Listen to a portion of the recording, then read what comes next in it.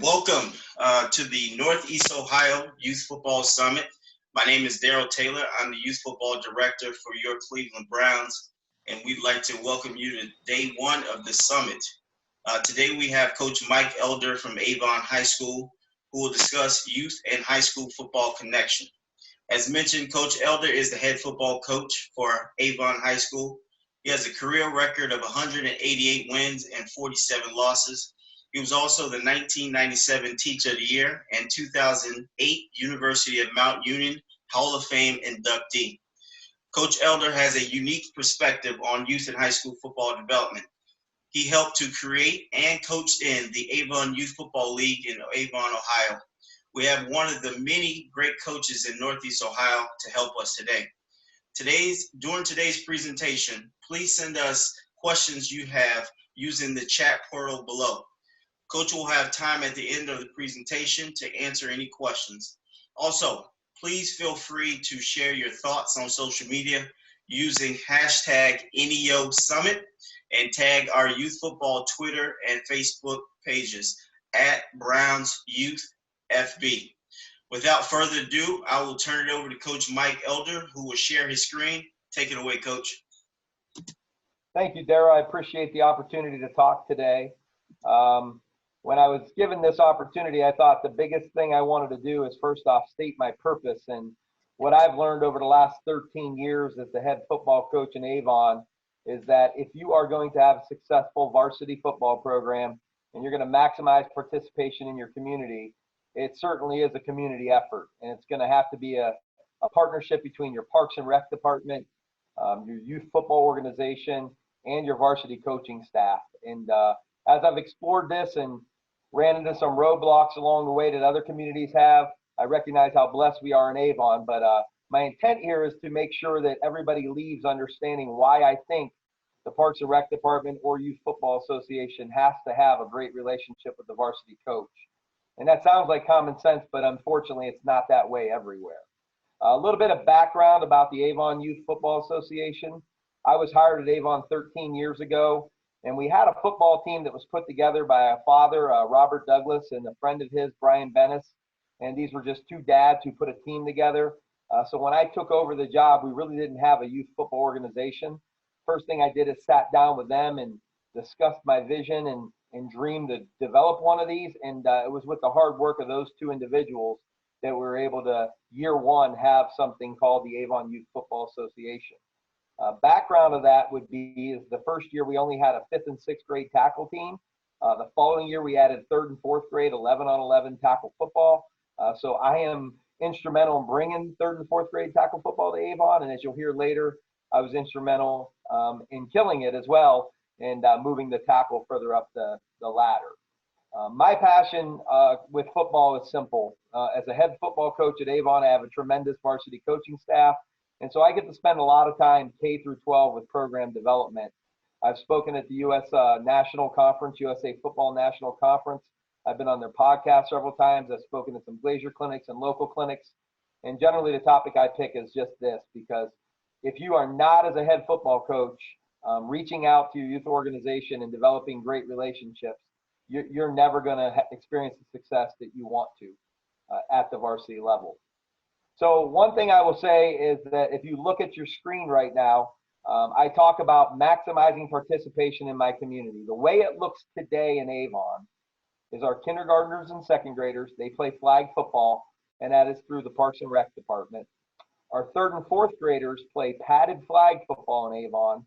We use USA rookie tackle rules, 7-on-7 rules. The only difference is we modify it and we don't take each other to the ground. So in essence, they're playing the games the way we ultimately practice them. Then our 5th graders, you do USA rookie tackle 7-on-7, the model, and then the first experience for our kids in Avon to play tackle football, 11-on-11 is in 6th grade. We do allow some flexibility within that scope. So if you're a 4th grader and you're developmentally ready, we don't encourage it, but we would allow a 4th grader to play up to 5th grade. And if you are a 5th grader who's developmentally ready, we certainly would let that person play up to our 11-on-11. Then in Avon, we moved to our middle school program, our freshman program, and then JV and varsity teams, as everyone else does. One of the things that I mentioned earlier was I brought tackle football to Avon in 5th and 6th grade and also in 3rd and 4th grade. And then I was instrumental in getting rid of tackle football at the 3rd and 4th grade level and moving to padded flag. The biggest reason we did that in Avon was because we sat down and said, what is our goal? And our goal was to maximize participation, get as many boys and girls in Avon identifying as a football player as possible. And what that looked like, quite frankly, we didn't care. We just needed kids calling themselves Avon football players. And obviously the game being under attack the way it is, we believed, and it's worked for us as evidenced by us having 178 kids in our youth football organization last year. That's 3rd grade through 6th grade. We believe that putting off tackling and taking to the ground and getting kids used to the equipment and introducing them to contact slowly generally allowed their parents to feel a little bit more comfortable with them playing football as opposed to 3rd graders tackling each other to the ground. Again, I want to be clear that this worked in Avon. I'm not telling other communities how they need to run their programs. There are very successful programs out there who do it differently. My frustration, however, is that there's some programs out there who are struggling and their numbers are not good. Football is dying in their communities, and yet they still continue to do things the same way. I was met with resistance that first year when I decided that we were going to get rid of 3rd and 4th grade tackle football, and some 3rd graders then had to go back to padded flag. There was criticism that came with that.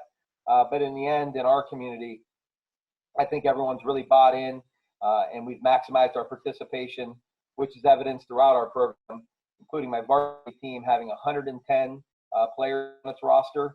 We have a freshman program with 50 plus players, an 8th grade team with 50 plus players, and a 6th grade team next year. I'm sorry, a 7th grade team that's going to have 60 plus players on it. So what we're doing, we believe is working. We're getting a lot of retention. Kids continue to come out. So that's just the way we do it in Avon. If anybody had any questions, I'd be glad to sit down. We have been looking for partners in Avon to play USA rookie tackle with us in 5th grade. A lot of communities have moved that down to 3rd and 4th grade. So if there's anyone out there who wants to play rookie tackle in 5th, we'd be glad to talk with you. One thing that I would probably mention, and that we believe philosophically on, is you coach kids, not football. So a lot of coaches out there are probably thinking this is a crazy concept, but what that means is this. You make the kids the more important thing. And when you do that as a coach and you're coaching kids and you truly just want to develop young men and teach them some skills through this wonderful game, what you'll find is that every kid has value, not just the kid that obviously makes plays, scores touchdowns, makes all the tackles. Every kid has to matter. And that's been our philosophy, K through 12 in Avon. It's why I think we have retention and that kids continue to play football. But that's very important to me, coach kids, not football. Again, I already mentioned the big emphasis I'm trying to make here is the partnership with your high school program. If you are a high school coach watching this, you've got to reach out and make those connections. If you're a Parks and Rec director or a youth football organization, you've got to reach out to your head coach because you are dependent upon one another. The other thing that I would say in Avon is that playing time has got to be greater than winning. And that's our philosophy, K through JV.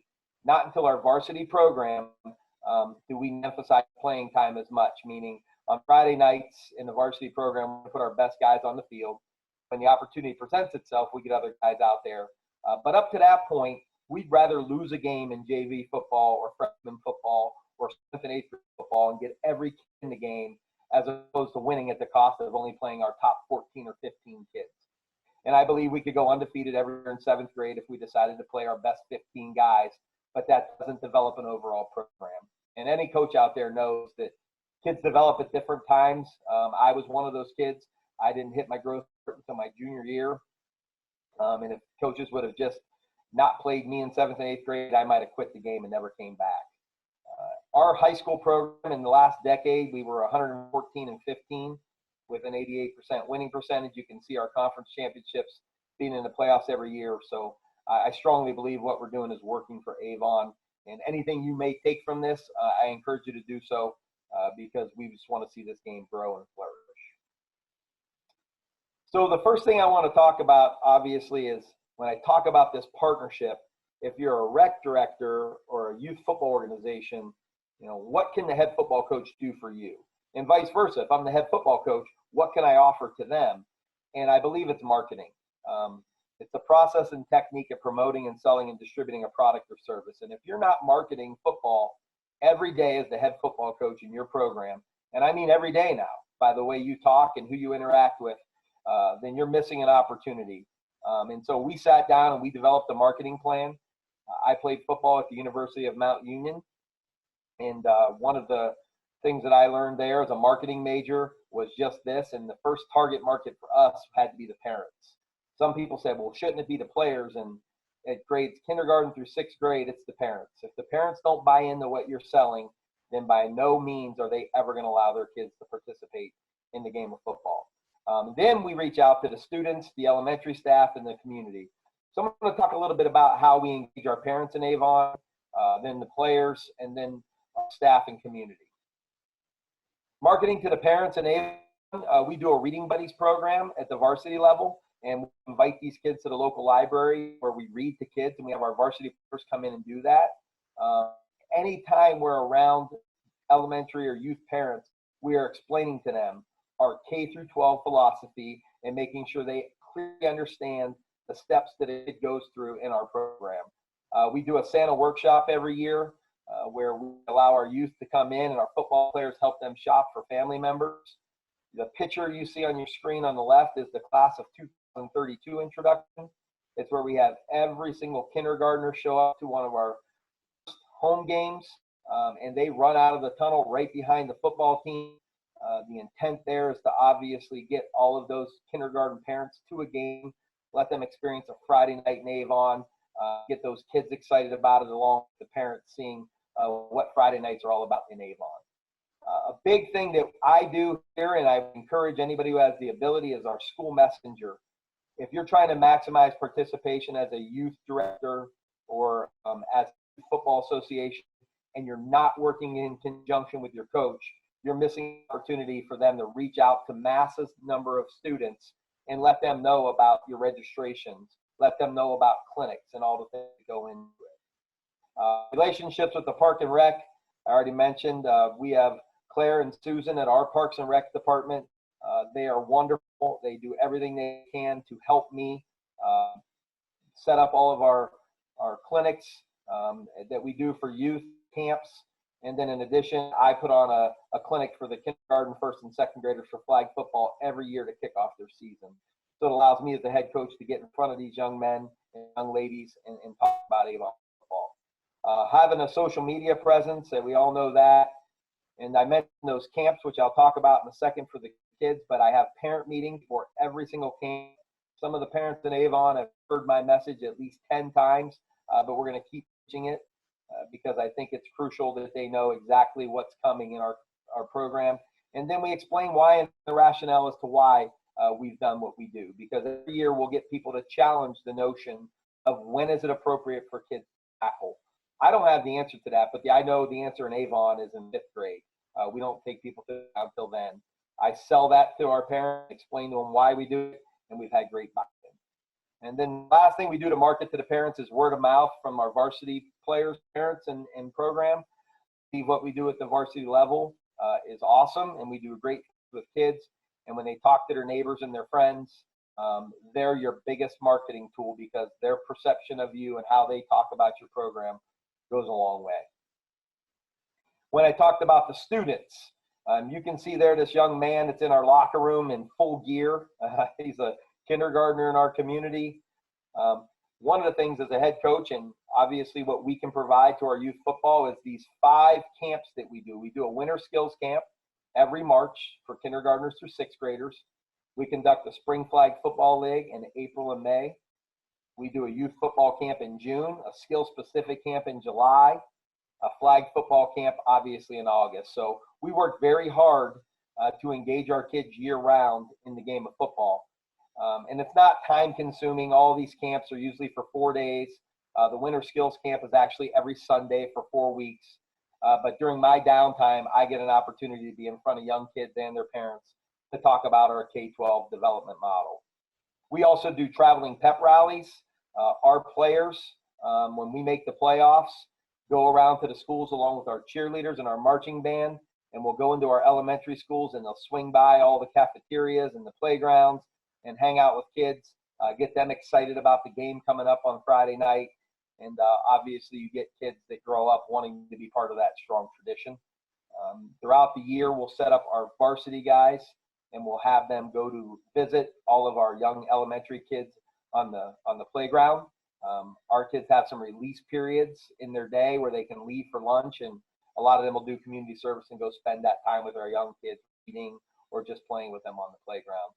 And then we have a past, present, future program.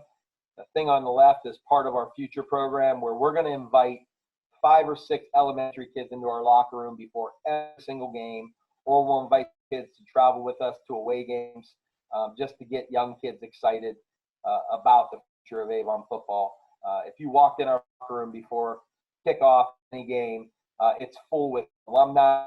It's full of our current 7th and 8th grade players and a lot of our future elementary players. And then one of my favorite nights of the year is the youth football night, where anybody K through is invited to our game. They're on the sidelines for warm-ups. They're in a locker room. They're running out of the tunnel after our team, and they're just a big part of what we're doing on Friday nights. The marketing to the staff and the community, we have a captain's calendar that you can see that's here. That's all over town that we do this captain's calendar every year. It obviously inspires leadership because a lot of our kids want to be a captain of our football team. I'm sure this calendar is a big part of that, but every local business will have these up, and I've had 6th and 7th graders ask me how they can get their picture on that calendar someday. Another thing we'll do in Avon is a bumper sticker. It's a football helmet. It says "It's a" on it, meaning it's a great day to be an Eagle. And any kid, kindergarten through 12th grade, who plays football in the city of Avon gets a bumper sticker for their car, because they're all part of the same family, we tell them. So I will personally swing by our youth football practices, the AYFA practices, and some flag practices. I'll meet with the kids after every single game, or after practices, and pass out a bumper sticker personally to them, welcoming them to our family and explaining to them the significance of that being on their car as they drive around our community.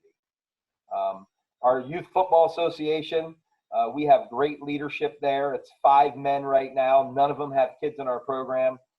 Otha Davidson, Bruce Jensen, Jeff Lindsay, Boog Mitchell.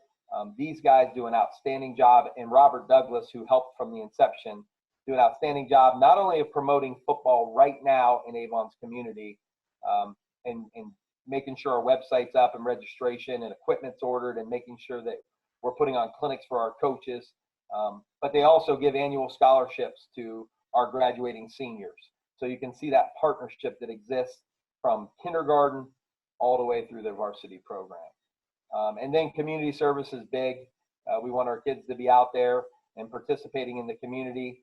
One of the things that we do have as a coach on my varsity staff is responsible after every practice for telling our players which one of them are required to go down and work with our youth football program, so they know that the first half hour of youth football practice is going to be skills development. It's going to be a dynamic warm-up. It's going to be individual offense, individual defensive drills. Our coaches know that our players will be there, and they can count on them coming down to every single practice and assisting with these kids. And 2 things happen. Number 1, our players are down there to help them through these drills because they know the fundamentals we're trying to teach.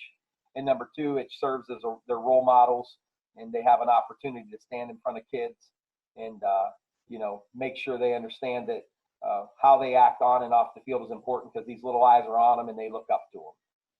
The last thing I'll end with, and then I know we'll open it up for some questions, Daryl, is this. I've seen too many football programs, in my humble opinion, not be all-inclusive. And there's no room for that. We are blessed in football to not have to cut. And I want every boy in Avon, the girls who are interested in Avon, to play football. We have a girl on our team. She's tremendous and a great role model for what we want out of our players. But we are all inclusive. We'll take anybody who's willing to work hard in the city of Avon. And I think when you do that, what you find is every year as varsity coaches, we'll sit down and say, man, this kid is going to contribute to our program as a senior, actually on the field making plays, and we never thought they would play as a sophomore or a freshman And then sometimes these kids obviously stick it out. They want to belong to something. They don't get the playing time they want, but boy, did they help you every day in practice, and did they help you out in the community, community service, and giving back to the young kids. So you need to be all-inclusive. You got to get rid of the notion and idea that in football, you're just going to keep giving the ball to the same kid play after play because you care only about winning. It's nice to win games. I'm not going to tell you it's not. Kindergarten, JV football, it's nice to win. But that should not be the ultimate goal. It should be to be all-inclusive and get kids as much playing time as possible. And to do that, you coach kids, not football. If you do that, I think you'll be successful. So hopefully that's a little bit of information that will help you. Again, in summary, my point to everyone here is I've seen too many places where the youth football program operates in a silo and they don't respect the head football coach. Or on the other hand, if the head football coach doesn't make time for the Parks and Rec director or the youth football. In Avon, I believe we're successful because we have a partnership with all three.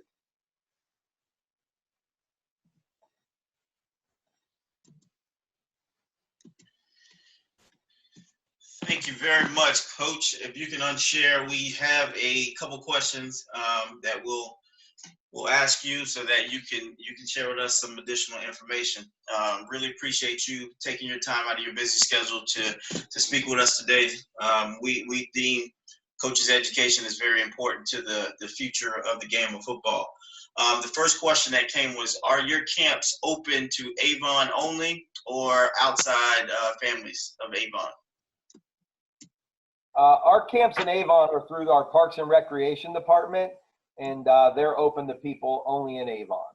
That's what we do in Avon. Now, everything gets advertised through Avon Parks and Rec. If somebody from outside of our community applied and there was room or space in those camps, I think they would consider bringing those people in, outside communities.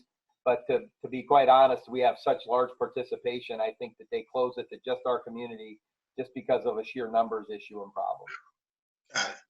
All right. Next question is, I have trouble contacting my high school football coach. How should I go about contacting my high school coach? Yeah, I think you really talked to them a little bit about even what I said in this presentation, that I don't know any high school football coach that doesn't want to be successful at the varsity level. But being a young coach myself, Daryl, back when I first started, you got a lot of young coaches who are taking over a program for their first time, and they're just trying to survive at the varsity level. They're trying to organize a staff. They're also trying to organize an offense and a defensive scheme, get everybody on the same page. And they're kind of living year to year.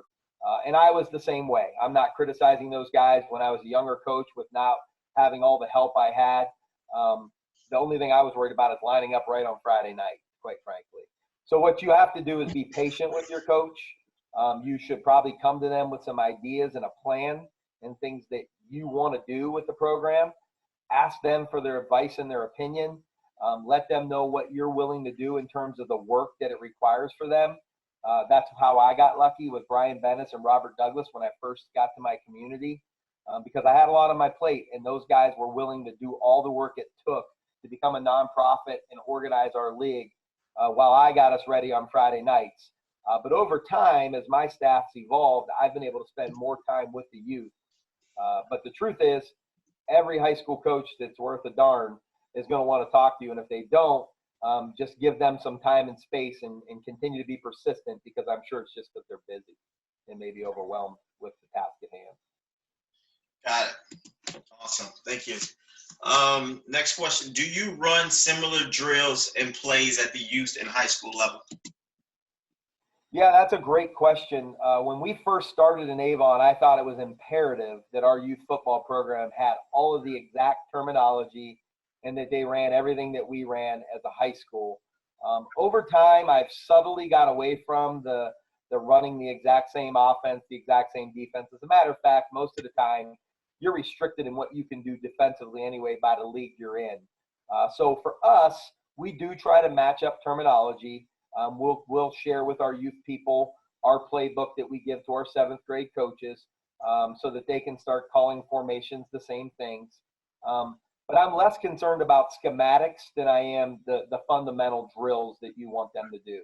and a practice organization and a practice plan. So what we're able to do in Avon is to make sure our youth coaches go out there every day with a practice plan. I personally have coached youth football in Avon because my kids have gone through the program, and we've got great volunteers working with our kids. But a lot of them hadn't played football since they were back in school. And so just giving them fundamental drills to do every single day was the key. And like I mentioned, our varsity players will go down to those practices and they will help them with those drills. And I think that's been very successful for us. Awesome. I have two more questions for you, Coach. First question is, do you allow the Youth Football League to play and practice at the varsity stadium? Yeah, our youth football program in Avon, first off, they use the parks. We use Veterans Park. So they don't practice at our facility, but the Youth Association does rent our stadium. And so we do play our games at our stadium. Not every game is played there, Daryl. We have some games that are played at the stadium and then some games that are played on line fields at Veterans Park. So our city's been very generous in making sure we have a place to play. But any opportunity we get to get them in our stadium, our athletic director will work with me and our Parks and Rec and our youth organization to get them in our stadium as much as possible. But it doesn't happen every game, but they do play there. Got it. Thank you. And the last question is, if you were starting a league or a new youth program, what would be your first steps as far as kind of the contacting the high school coach and establishing the league? Yeah, so it takes me back 13 years ago, and that was me reaching out to that group of dads who had a team and saying, okay, here's my dream and my vision. And what I would do is, obviously you need to get a nonprofit, you need to come up with your bylaws, and all those things need to be written. I am the first one to tell you I did not write those, but I did come up with our mission statement and what I wanted out of our program, because you have to police your youth program. And it's very important that if you're going to maximize participation in your community, you want kids to have fun. They have to have fun. And the wrong adult coaching those kids at a young age, who's not making it fun, who's making it all about winning and losing, and I've seen these guys firsthand, they're killing football in your community. So you need someone who's obviously committed to having hard conversations with emotional dad, who's volunteering his time but is doing it the wrong way. But it is a partnership. You've got to sit down with a head coach, show him what you have. I would come ready with some things. I would not reinvent the wheel. That would be my suggestion. I would probably tell you to reach out to some successful programs that are out there, youth programs, and ask them to share what they did, and then customize it to your community. Because like I said at the very beginning, I'm not here to tell people how to do things in their community. I'm here to share with you how we do it in Avon, and it works for us. And I'm going to tune in all week to listen to other coaches, because I will constantly steal ideas to improve what we're doing. But the first thing I would do is not reinvent the wheel, reach out to successful people. Awesome. Well, thank you very, very much, Coach. Any parting words, any last thoughts? I just want to thank you again for this opportunity. Anybody can email me anytime or call me. I'm not afraid to share ideas, not even with our competition. Like I mentioned earlier, Daryl, I love the game of football. It's done so much for me in my life, and I certainly want to do everything I can to help grow it. The one thing I would say, please, if you're watching this, the definition of insanity is doing the same thing over and over and over again and expecting a different result. If you right now are struggling with numbers and you're struggling with getting kids to play youth football in your community, you need to step back and you need to get yourself a think tank group and really reevaluate what you're doing, because what it is currently isn't working. And in Avon, like I said, I brought 3rd and 4th grade tackle football, and then I had to be the one to kill it years later because I just thought it was the right thing at the right time given the circumstances, surrounding football in this country. So whatever works for your community, do it, but definitely don't be afraid to change with the times, because that's what we've done, and it's paying dividends. Awesome. Thank you again, Coach. We really appreciate you taking your time out of your busy schedule. All those who are watching, we will share the presentation deck so that you can have this information.